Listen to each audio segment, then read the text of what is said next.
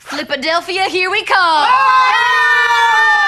Flip, Flipadelphia, flip, Flipadelphia, Flipadelphia. Yeah! Hello there, gang, and welcome to another episode of Displaying Model Behaviour, the Earth's mightiest action figure video podcast. So take off your pants, crack a beer, and let's talk toys. Oof, a little extra pep in my step there. I caved. I bought the Avengers retro wave. Was not planning to, but I walked into my local toy comic book store and I was like, gosh, they look so pretty on the shelves. And I went full on Dr. Schultz from Django. I was like, sorry, I couldn't resist. But I couldn't. They just looked so pretty. And I also thought, you know me. You know me, I'm Flippy Magoo. I can always buy these, do the reviews, enjoy them on the shelves a little while, and then find a new home for them. I'm like a action figure foster parent. I take care of them until I can give them a permanent home. But these guys, there are some really good ones. Now look, first of all, I'm going to include good old Tigra and Hercules in this wave, because I feel like these are kind of a spiritual family. Also, there's only 5 figures that were released in this set, so 2 and here that makes 7 figures. That's a proper wave. So I'm going to call this a Avengers retro wave. Now the overriding theme of the ones released does feel a little bit like a cash-in. Little bit, ooh, Hasbro could smell the numbers, because it's the Disney Plus figures, basically. We've got Falcon, we've got Scarlet Witch and Vision, and we've got Lady Loki and regular Loki. And these are just repaint city. There's, outside of Hercules and Tigra, the rest of these feel a little bit naughty, little bit double dipping, and does double dipping make trouble flipping? That's what I might find out when I try and sell them, but I might not do that yet because I genuinely like some of the things being brought to the table here. So first up, I'm going to start with the figure that I was least into, but it's kind of winning me over, and that is retro Loki. Classic Loki. The Loki who I actually hated so much. I wanted to do a figure comparison. Can't do it in hand now. Why? Because I sold the original one. So I was like, you gets to go. This figure's gets to go. Because he looked a little bit cross-eyed, and I was schwitzing and complaining. I think schwitzing's a word. That's a very Yiddish kind of word, isn't it? When you're schwitzing about something. I was schwitzing that for such an A-list character, they really cheaped out with the figure, because I was going, oh, painted fish scales, oh, don't like painted fish scales. That's the voice that Juanita uses whenever she's making fun of me for saying something. Oh, this is how I sound when I'm complaining. But look, a lot of folks pointed out, and are completely accurate, like, the painted on fish scales, like, that's how he looks. Like, I gotta say, this is as accurate as a classic Loki comes. If you put more effort in, he would actually look less like the original artwork. I get it, I dig it, I appreciate it, I'm trying to embrace that. Would I love a super deluxe Loki with a beautiful cape and proper actual Captain America style chainmail fish scales and actual boots that are a separate thing as opposed to just painting the lower part of the leg? Yes, of course I would. But at the same time, I'm cleansing, deep breath in, cleansing breath out. I'm embracing this for what it is. And that's actually a perfect recreation of 60s classic retro Loki. It does what it says on the tin. The only egregious point is that I'm paying the same amount of money for this as I am for a new figure that does have nice new sculpting and nice new tooling. But the fact of the matter is, I chose to do that. No one put a gun to my head and said, dude, you gotta buy this figure. I looked at him on the shelf and I went, no, I want to buy him. So, like, that's on me. There wasn't a Build-A-Figure piece, is what I'm saying. Now, what separates this from Retro Spider-Man 2099 is I haven't heard any complaints from other people about this having defects in the sculpt that have caused any breaks or issues like that. Because, oh my goodness, once I posted my super salty review of Spider-Man 2099, the amount of other comments I got from other people saying, oh my goodness, yes, my figure broke in the exact same place. That is really bad. I mean, for me to have like an anomaly, like, oh, maybe I got a figure with a stiff joint, oh, it broke, but so many people, Hasbro, like, I know Hasbro wouldn't issue a statement, it's not like something that important, but like, they should like acknowledge the fact that, wow, we really screwed up with that, because that figure has been busted all throughout the line, it would seem. Whereas this is still a perfectly functional body. It works. I think for Retro Loki, he's a little bit too jacked, a little bit too bulky, but again, it just about works out okay. Now, the biggest difference with this one and the original Retro was, or is, the face sculpt. We've got a new face sculpt, which again, is nice. And what's really unusual about these faces, it might seem odd, I can't quite put my finger on it, not being a painting, customizing type expert, but the paint looks kind of thicker. It looks a bit heavier. It feels like Loki's wearing foundation, or like he's got like some fake bronzer on him. And it's not, I'm not saying it's an unusual face flesh tone, because I don't think it is. But there's just something about the paint that looks a little different. And I can't really put my finger on it, but I actually kind of like it. It's a bit bolder. It feels more like comic book. And I kind of dig that. Now, even though this is the new face sculpt, the grumpy, kind of old man sort of looking Loki, I actually just prefer the grinning one, because grinning Loki is fun Loki, and that's the Loki that I really enjoy. And also, they've done such a good job of just getting this face right, because the original, he just looked really glassy-eyed, a little bit boss-eyed. Just he looked weird. It just wasn't quite right. And I think the eyes were off in such a minuscule way. You couldn't even say, oh, this eye's looking that way and that one's that. It's like, no, it's just not quite right. That's why eyes are so difficult to get right. That's why Todd McFarlane loves doing the side-eye look. But with this one, they've actually cracked it. That's a really, really good expression. So kind of dig it. And then they threw in the two knives as well, which is great. Like Loki, the MCU has kind of made Loki the two knives. That's kind of like his thing. I'm sure it was his thing in the comics as well, but I've not read much classic Loki.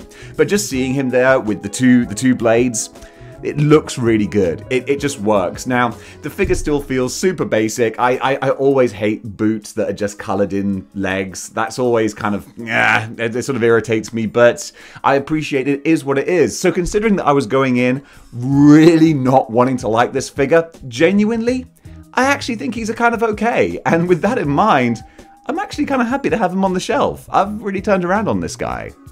Now we've got one that is a minor upgrade that makes a big difference, and that is the Scarlet Witch. When I first saw this, in pictures, I thought, oh, they've just mildly changed the color. Like, that's literally it. And then I saw her on the shelf and I was like, oh, but that makes such a pretty difference. Oh my goodness, the pink on here, it's night and day. When I put these two figures next to one another, look at how this one just pops so much more. It's incredible how much just a little bit of a paint difference is going to make. Because I was thinking, is the head sculpt different? I don't think the head sculpt is any different. If anyone can tell me otherwise, like, please do. But from my kind of derpy sort of vision, I think that they're absolutely identical. The only difference is just the pinks and the reds. It's less, because this is like a sort of a metallic kind of red, which, as Shardmas Prime would often point out, is a bit marbly. Got a bit of marbleization going on here. Whereas this is more of a matte. Like this is gloss, this is matte. And the matte finish looks so much better. It looks like she's wearing tights, actually. Like that sort of looks more authentic to the style. And really, I just love it so much. They've also given her the swirly-whirly magic effects, which this one doesn't have. She just came with the swibbly-wibbly arm effects, which I find tend to fall off a little bit. So these can be a little bit tricky sometimes. Like, what you're supposed to do is have them clipped in around the wrist so that they elevate like that, but they can fall off quite easily. So when I say fall off, sort of slip off the wrist, and then it's like she's just like wearing a bangle like that, which isn't good. But if you sort of wedge it in, it should be absolutely fine. But really, the face is such an improvement with the lighter color scheme, and I think possibly, I might be just making it up, but I think there's better paint apps on the face, or maybe it's just because everything looks so much brighter. I didn't like this original Scarlet Witch face. A lot of people said, oh no, this is one of the best faces they've done. I was like, is it? I can't see it looking better. I thought she looks really glassy-eyed and a bit mannequinish. I wasn't a fan at all. But this one, even though the sculpt is the same, it just looks like it's a better painted face. And I think really brings her up a notch to the point that, honestly, if you have this original Family Matters, I was about to call it Love Triangle. Definitely not Love Triangle, unless you're reading the freaking Ultimate Comics. So, the Ultimate Comics have aged so badly. It's such edgelord nonsense. But yeah, so this one, I think if you even already have it, this is a worthy upgrade. If you're a Marvel Legends collector who you really want to have the best versions of each one, this is worth getting. I mean, I'll call a spade a spade. You know me. You know I love a little complaint every now and then.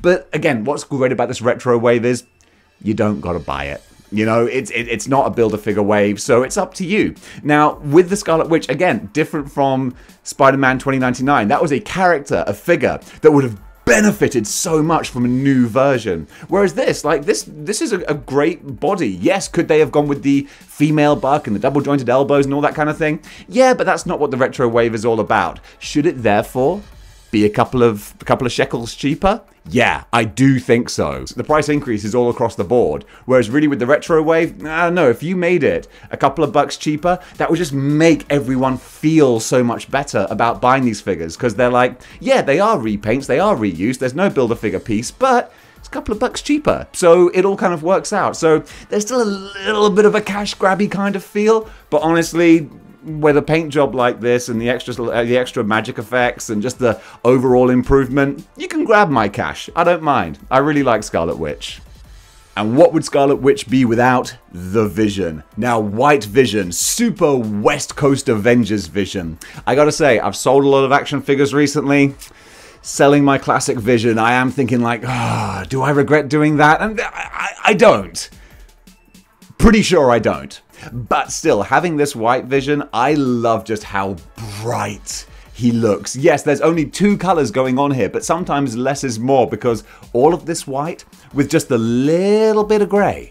There's just a little shade of gray on the underoos and on the triangle coming down here.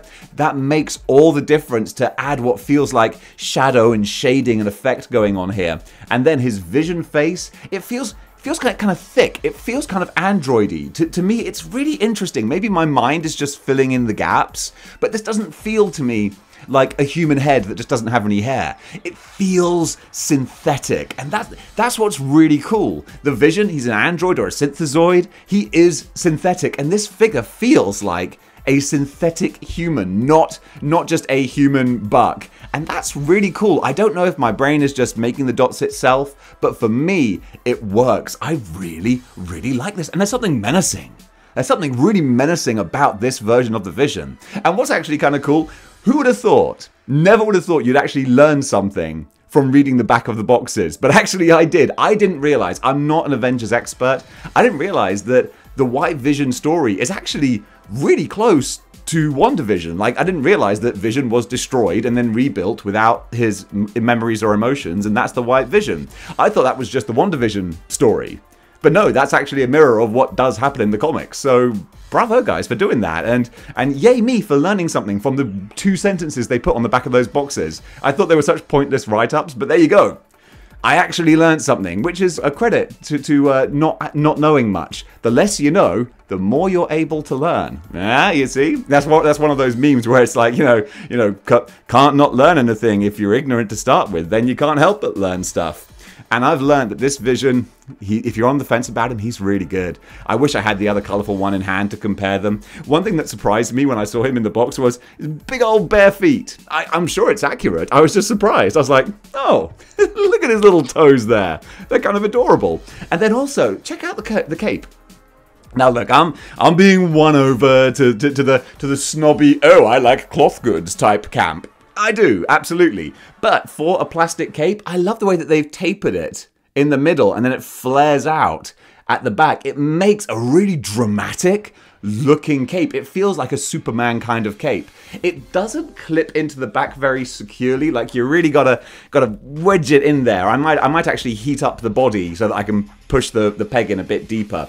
But still, I love what's going on here. The body, it's just the old, is it the old Bucky cap? I think it's just the old Bucky cap body with some tootsie toes. But what they've done, I really dig it. This Vision, he might just be a white buck with a cape, but man, it looks really good.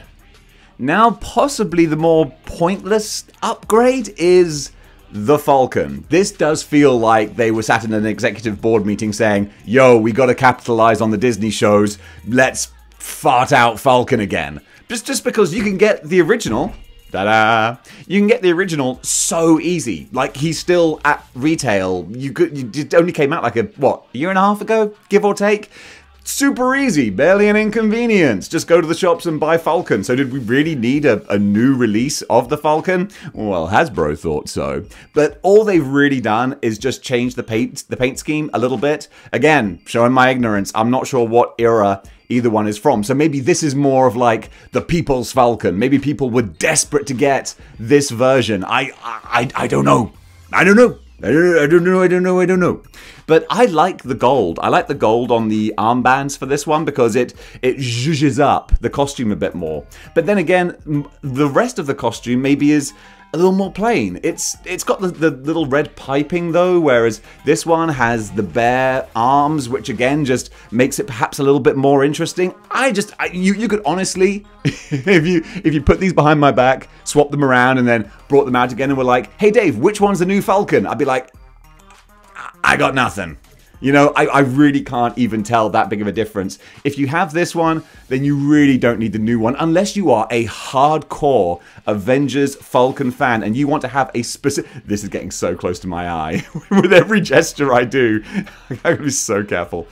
Unless you're a super hardcore Avengers fan who is like, no, I have to have this specific version of the Falcon from that story when he did this thing, there's no need to upgrade. Especially the head sculpts are identical, both of which is kind of a shame because this is a bored looking Falcon. Like he does not, like, you are soaring through the air into battle to save the universe, and he's just like, I'm so over this.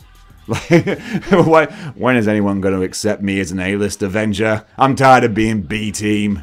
Hey Falcon, go fly over there and do something. Fine. He looks so unimpressed, and that's a real shame. There's a fine line between determined and bored. And I could tell that they were going for determined, and they got bored. And that's a real shame. But that notwithstanding, the wings are still nice. You know what? They clip in properly as well. I'm always nervous with these wings because the Vulture, so it's the same wing, the same connection, but Vulture's wings just do not stay in. I had to glue them, and I hate altering figures, but they just wouldn't stay in. Whereas these clip in great, no problem. They're nice and solid. They're not going anywhere. That's great. But the rest of the figure, absolutely the same. The boots, the tread. I like the tread on the boots. It's a nice touch, but it's no different at all. I think on the whole, I probably do prefer this design because it's a little bit more interesting. The red patterns on the white. If it was like a mashup of the two with, like, you know, you still got the bare arms, but a little bit of gold in there too, some piping red lines, that would be a nice combination. Just the best of both worlds. But then again, that costume doesn't exist in the comics, so now I'm just doing my own customs, and believe you me, that's not a road I have the skills to go down. So yeah, this Falcon is fine, but definitely if you have the original one, you don't need to upgrade.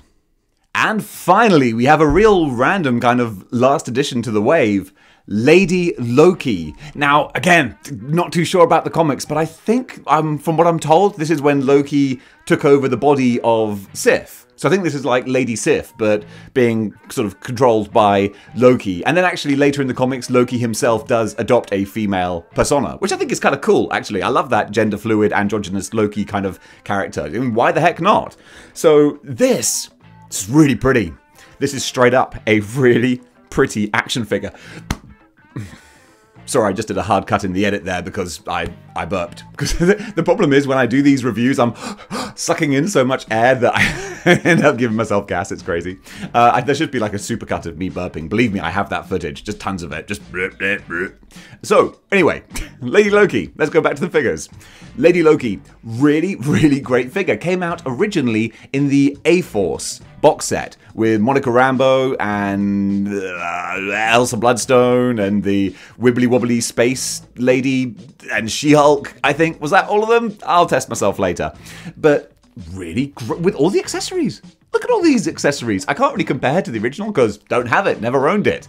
But everything going on here, like everything that this character has, is what I would have liked to have seen on this character. You know, check out the wonderful cape with the fur. That a big male version of that on this guy. That would just bring him up another tier. But still, we've got it here, so that's fine. Really like the color scheme on here, where it's kind of like the browny, earthy tone green going into the fur there. Just so much more detail on here that I would never have expected from a random character like this. And look, more things to learn. She hasn't just got painted bottom legs, she has boots. She has actual specific booty type things, which really is just the cuff. The cuff is just a separate piece here that flows up and down. You can move it around, up and down and move it around, and when it sits there, it looks like a separate boot. Genius! Love it! That's all you need sometimes. And then she's got her tunic type belt here. Again, just a separate little piece of plastic, but it adds so many layers. And the more layers you add to the character, the more layers of value I feel like I'm getting for my money. And I feel like I'm getting lots and lots of value. Look at the nails! She's got painted fingernails. That's not easy to do. I don't think. You know, I assume it's not easy to do, considering how many times they don't do it. So it must therefore probably be difficult. So these teeny tiny little nails all have paint on them. So nice, so nice. Then when we're talking little minute detail, the hair, she's got the ringlets and the decorations in the hair. Such a nice touch. And then straight up with the face, the amount of paint, deco, and detailing on this face, the green eyeshadow, you got the lipstick there with actually like a little black around there. So much going on. I'm really impressed with this figure. And this is an old figure as well. It's been zhuzhed up with some modern paint. But this isn't one that came out recently. I think the A-Force box set was like, geez, 2017? Give or take, it was a long time ago in a galaxy far away. Now, she has the painted fish scales, but honestly, there's so much going on here. I can't even be mad about it. It's like, well, would you even be able to fit actual sculpted fish scales on here?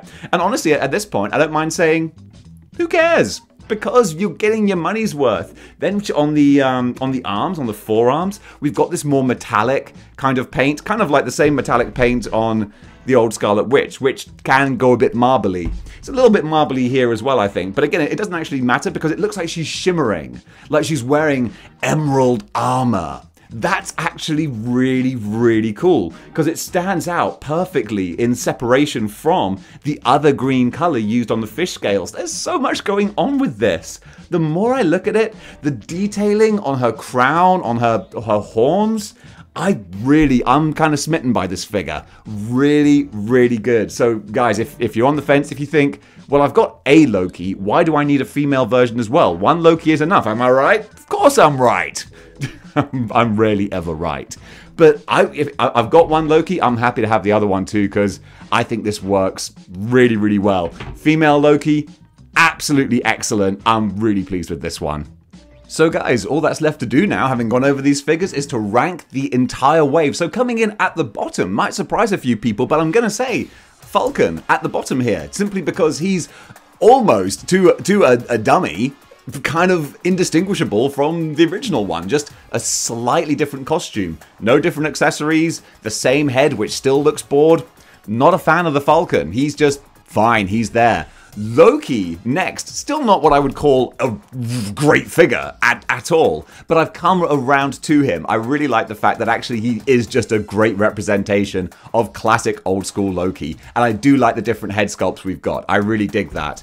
Then Scarlet Witch. What an amazing improvement some better paintwork will do. Brighter colors, the nice magic effects, massive upgrade for such small effort. Small effort, massive upgrade. Speaking of upgrades, Vision. Yes, I love iconic yellow and green Vision, but this one looks sinister. I love this synthezoid looking artificial human kind of approach, and just basic but bold. I dig him. Now then, we got one of the more recent figures that I'm including in this wave, Tigra. Is it a shame that she looks like a Cheeto? Yes. I wish that she had some better, lighter, more yellowy kind of tiger sort of fur. That would have been a big improvement. But the fact that she's got the different heads, the different claws, the little bit of actual fur sculpting on her, I dig it. I know, like, she's not perfect by a long shot, but there's just something. There's an uncanny thing about her. I really kind of dig Tigra.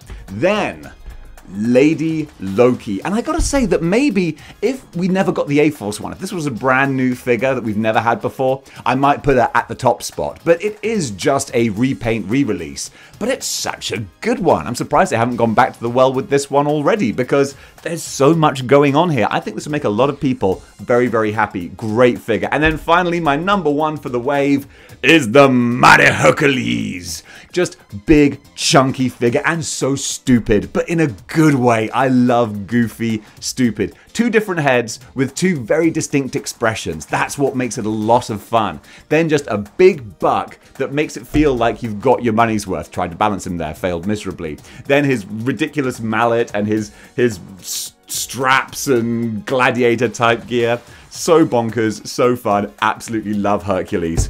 Whew, and folks, that does it for the Avengers Retro Wave. What did you think? Is it just a cash grab, or do they have value? I think they have more value than I originally thought they would do. Am I going to keep hold of them? Maybe one or two, but I'm just happy to have them for now, because they're bright. I think it's the brightness that really sells them the most to me, and that's why I'm going to be happy to have them on my shelf in a little team. I'm fond of these guys. So folks, thanks very much for watching, and until next time, keep displaying model behavior.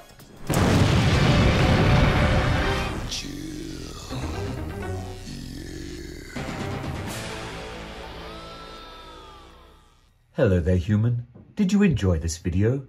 If so, make sure to like, share and subscribe. And don't forget to hit that notification bell so you do not miss out on any future episodes. Also, if you cast your eyes to this side of the screen, you will see the fine members of the Model Behavior Patreon. If you would like to also join the Patreon, be included in this wonderful roll call and watch all of the exclusive videos, then you can do by going to patreon.com/displaying model behavior. And finally, if you wish to pick up a Displaying Model Behavior t-shirt, you can do at teespring.com. Check the link in the description below.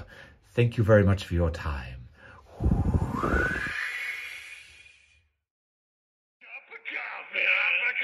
of coffee. Big time.